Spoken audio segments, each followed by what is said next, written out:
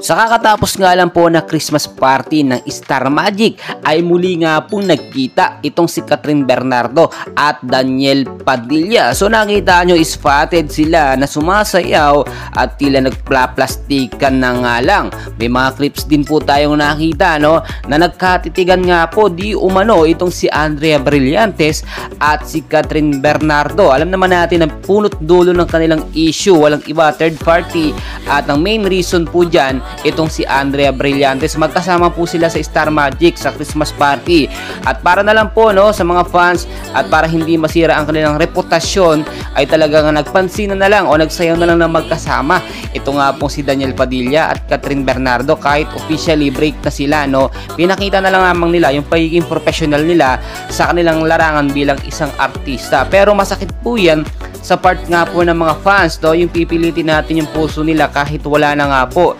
Kapansin-pansin din po yung pag-aalalay nga po ni DJ Daniel Padilla dito kay Kathryn Bernardo, pero itong si Kathryn po ay talagang umiiwas na at ayaw na po niya mabigyan pa ng ibang ibig sabihin, no, or ibang intensyon yung pagpapakita nila ng pagsayaw na dalawa. So nakita natin yung pinaka main point dito, wala na po talaga, tapos na ang kanilang relasyon at hindi na po talaga maibabalik. So nakita nyo, talagang pinipilit na lamang nila na maging okay sila sa harap po ng maraming tao, kahit po deep inside ay wala na po talaga sila officially.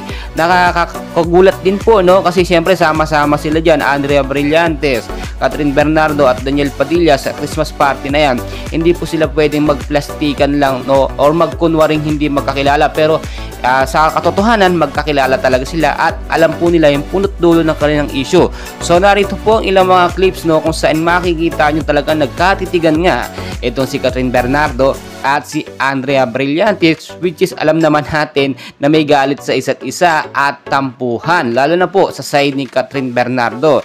And well guys, para sa inyong opinion, tama nga ba na talagang tapusin na, no, yung pagkakaibigan nitong si Kathryn Bernardo at Daniel Padilla? Sa point nga po na hiwalayan nila, ay dapat bang ipakita nila yung pagiging showy nila sa isa't isa o wag na lang po sila magpansinan? And please comment down below sa inyong reaksyon. Maraming salamat.